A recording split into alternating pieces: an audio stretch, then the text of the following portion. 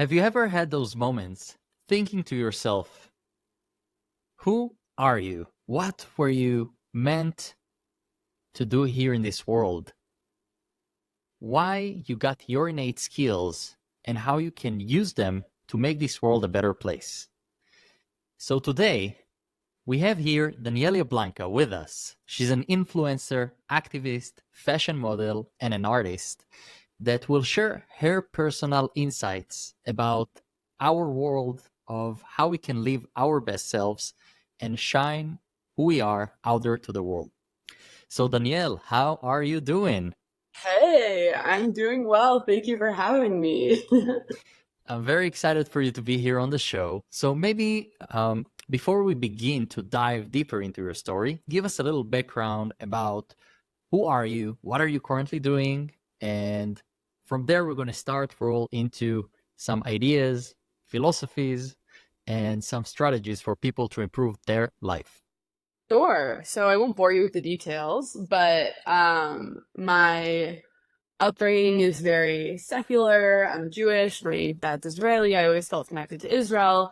And through multiple experiences I had throughout my high school experience as a Jewish student, as a Zionist, which I didn't even know what that word was at the time, I found myself in a creative space. I was studying art, where I was making art about Holocaust education and anti-Semitism awareness. And from there, I went to university in California for a year with anti-Israel professors, and that same art activism transformed itself into social media activism. And ever since, I've been making content about Israel, about Judaism, about my journey as both someone very passionate about my identity and as a fashion model to that niche audience. And that's what I do, and I love what I do. You know, something that always makes me curious is why people are doing the things that they're doing. So, what motivates you? Why are you doing the things that you're doing? You're big on social media. You're posting. You're a real activist. You're really here to change this world and make it a better place. Why are you doing those things that you're doing? Well, excuse me. I'm pretty passionate. I said, I'm pretty passionate about my identity. And I think I always felt, and I know deep down, that the reason I care so much is because I wanted to know who I was and where I came from. And when I asked those questions, I learned what a rich history I have. The reason that I'm here is because of my ancestors and the people who fought so hard to be Jewish and keep me Jewish, that it's my duty and responsibility to be a voice, not just for my ancestors, but for Jews all over the world now who don't have a voice and can't be openly Jewish. I know that my freedoms are not just handed to me. I know that they are a privilege to have and they could be taken away tomorrow. So what motivates me is knowing that when I have this privilege to speak out and do something, that I will take it and I will do it. You know, it's amazing to remember who we are and what's our history sometimes can remind us of who we are as people and maybe connect us a little bit more to our purpose in life and what are we here for. Um, Absolutely. you know, I cannot, uh, I see the art behind you right now in the video. Yeah. So for if you watch it on YouTube, you can see it too. But if you're listening to us, so you'll hear a description. Maybe you can tell us a little bit about it. Yeah. I assume that's your Yeah. It's art. Yeah. one of my paintings. It's actually it's a four-part paintings. I wouldn't call it a series. Like it's a set of four paintings, and they're pretty small. They're like 8 inches by 14 inches, and they're little self-portraits of me wearing a yellow star and with an Israel flag. Each one has me with a yellow star on my chest, the way Jews had to wear them during the Holocaust. And me with an Israel flag, and one of them, I think the Israel flag is in my hands. One, it's like on my shoulders. And this particular one behind me, the Israel flag is tied around my hands, and the star says Juif, which is Jew in French, because my family was in France during the Shoah, and that's where they were deported and whatnot. So, um, in this particular painting, Juif, Jew, and with the Israel flag wrapped around my hand, tied around my hand, because Judaism and Israel, I think, are tied together, and it's a part of me tied to me. And in the other paintings in this set, the star says, I think it says Juif, loud, proud, and the fourth one says pride. So each one has a different, it's just like a progression from Jew to being loud to being proud to being having pride in my identity. And that's what majority of my high school artwork, body of artwork, was about Jewish pride. And in every painting, I did a self-portrait, because who can tell your story better than you? And I created a series of self-portraits where I was learning about my history and where I come from, my identity, and teaching other people about my identity, and hopefully emboldening them and inspiring them to learn about theirs too. Wow, that's beautiful. Something that is beautiful to hear about it, it's not only the your art skills are great, but also the idea behind it. So I think something for our listeners to take for themselves is that everywhere we go, there are people, and if we were all the same, the world would be boring. I agree. There wouldn't be any impact on each other. We couldn't improve each other also and make this world a better place. It would all be same Correct. level. But because we're all coming from different backgrounds, different ideas, different philosophies, we can inspire each other. We can bring our true selves out there, and instead of hiding, bring it out, share it with the world, share the philosophies, share the ideas, stand strong. Don't be Absolutely. shy of who we are, who you are. Bring it out Absolutely. there, stand strong. the So, whole the whole point of this series was the yellow star is the most important part. It's featured in almost all of my paintings. Was that the yellow star was used to label Jews and shame them, and I took this star, and my goal is to make it a symbol of pride, that I'm happy to wear a star of Judaism and no one can shame me for it. And that's the symbolism behind the yellow star.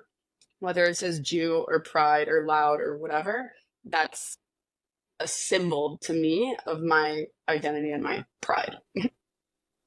it's super important to remember it.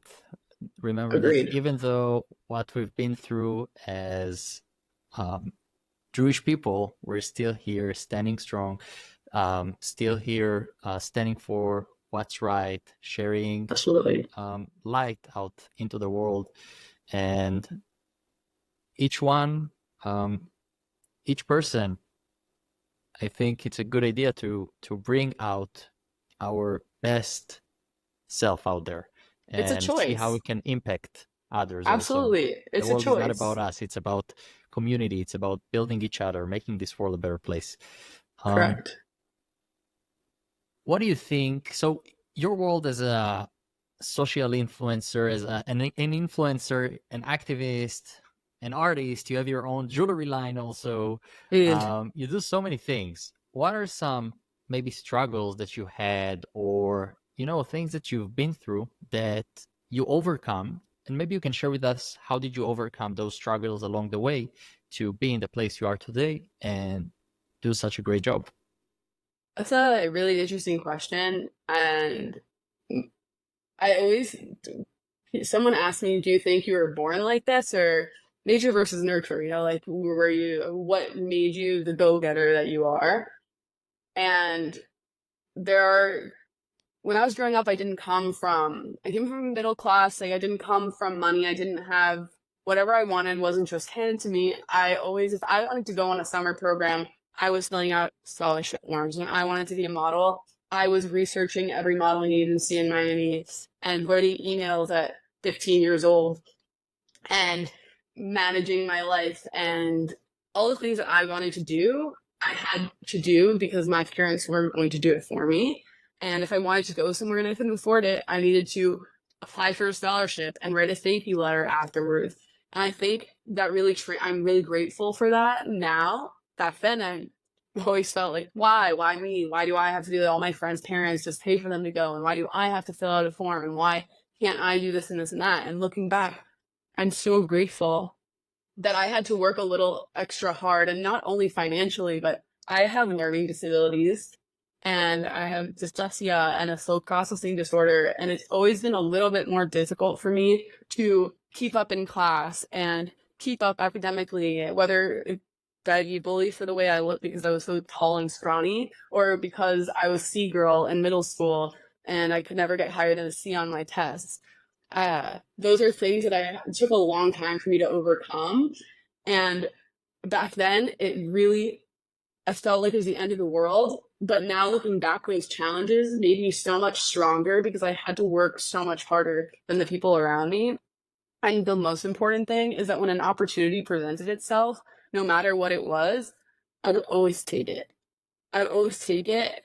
And when someone, and I think this separates a lot of people, and I think it's my most important advice I'd give anyone, is what is the phrase? You can give someone a fish, but you can't teach everyone how to fish, or something. What that phrase, something about fish, and you can give them a this, but you can't teach them how to fish. When someone introduces you to something, you take it and you follow up, whether you know it's gonna go through or not, or you're not so sure, blah blah blah. You follow up and you build a relationship. There are so many people who came to me, and I'll use modeling specifically. When I started modeling, so many people DM me on Instagram back in the day and they're like, I want to be a model too. How do I do it? I want to do this. How do I do it? I don't think it's just like, how do I do it? And I worked really hard to build a modeling career. Like I said, I looked every agency up. I met girls. I talked to them about their experiences. I learned how to write proper emails. Like, I'm not just going to tell you how to do it, and then you're going to ask me every step of the way. You're always happy to help, but there are always people in life that they want to be this, and you're going to give them this connection and they'll never follow up with it. You need to be a person that always follows up and is true to their word, because that's how you build yourself and build opportunities and get more opportunities, by being dependable and going for it. You never know. Take the risk. You can always step back at the end and at least you have that connection, but do it. If that makes sense. I would love to talk about opportunities. You talked about opportunities a lot, and you mentioned it. I want to talk about the importance of it. So I know you, and I see that you're always active. You're always going to events. You're always flying there and going there and meet those people. You're always active in socially, I would say. Yeah. Does it have any connection of, first of all, does doing it, you feel that it gives you more opportunities in your life, or it doesn't affect it? And how maybe it helps you do your work? Does it have any advantages, disadvantages? What do you think?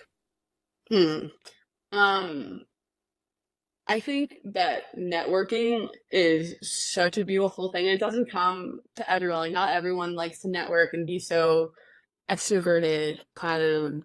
But for me, that's something that I'm really good at, and I love to do. I love talking to people, and I love connecting people, and that's just me. I don't think that it definitely would help anyone to do, but not everyone has that personality, and some people don't even like it.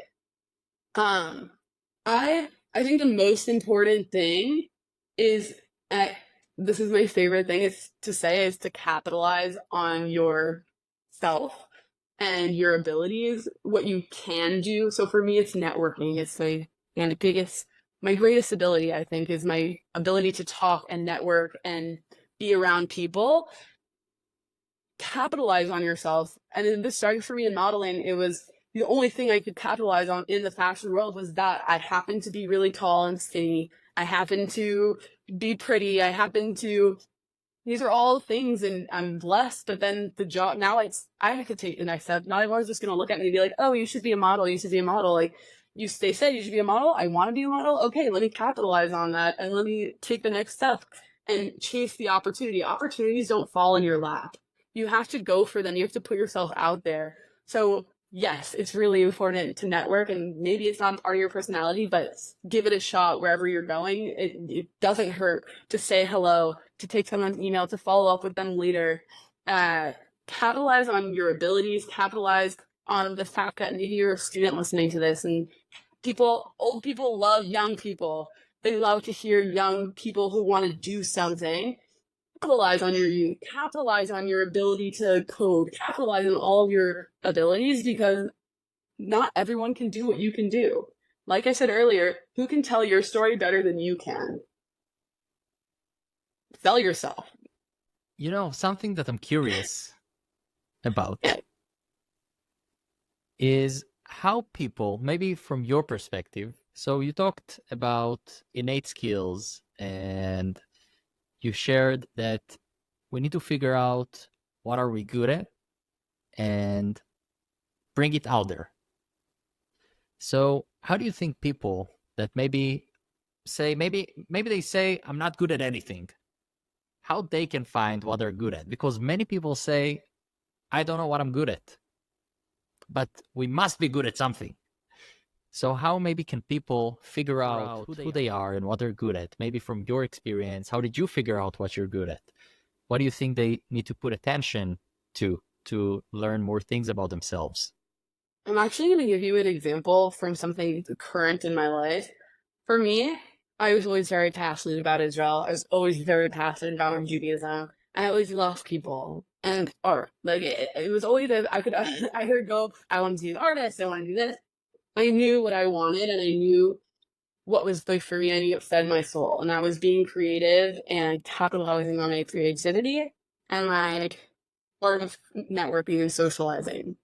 But for someone like my boyfriend, my current boyfriend, he he had this whole, this is interesting, and I hope he's okay that I'm talking about it, but he's in the army and he was injured and he lost his leg in the war, and now he still had another year left of his mandatory service. And after your service, you were supposed to travel for a year, and then you decide who you are, you figure out who you are and what you want to do, and then you go study. Whereas here in the US, we go to high school, we go straight to university, and there's not really much to find yourself in college. And I kept thinking, I was pressuring him when we first started dating. I was like, what you want to do, what are we going to study, what are we going to study? And then I realized it's so weird. And then I thought, like, who is he? Like, I don't even know what he could study, what he does do. Well, like, I can't answer that question. I think he realizes someone else to do something, they have to do it. Life's gonna throw you curveballs. He never expected to get injured, lose his leg. Now he has a whole new future, a whole new journey ahead of him. But there's something that we can say for sure is that he has a beautiful smile. And when he's around a bunch of people, he makes everyone around him smile. He's a people person. He can speak 4 languages, so he's got the languages down. He could be a translator. He can work with people, or he's gone through trauma. He makes other people smile. Maybe he'll become a trauma therapist. These are, now you can start to connect those little things that others might see in you and you don't realize in yourself. Those are the things that maybe that's the path you're supposed to take. Because at first he's like, oh, maybe I should go into international business. And I was like, what? You do not seem like a business guy. I can't see you as a business guy. He is like this free spirit, wants to try everything. Take those skills and inspire other people. If you can make other people smile, then what field can you go into? Use your skills and relate to others. I think that's something that we can listen also to the subtext here, because when we look to find who we are and what are we doing, basically, if I listen to your subtext, is see what you love doing. Maybe ask other people, what am I good at? Who am I? What do you see in me? And start to discover it. It's be curious to discover who you are. It's like it's a self-discovery journey, and in our life, it's a ongoing self-discovery journey. So we never stop develop. So we Absolutely. need to learn more, grow more. So maybe listen to more people speak, ideas, ask questions. Yes, that's what inspired me, hearing other people speak all the time in youth group. I always said to myself, like, I want to be on that stage one day. And going more to the most quickly, and I think it's actually something that took a long time, and it's something that I teach now as some product educator to young girls and boys in high school going and prepping for college.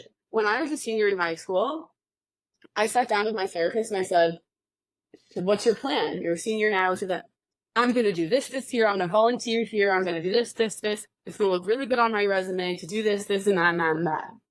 And she goes, okay, but like, what if that doesn't happen? What if you don't do this program?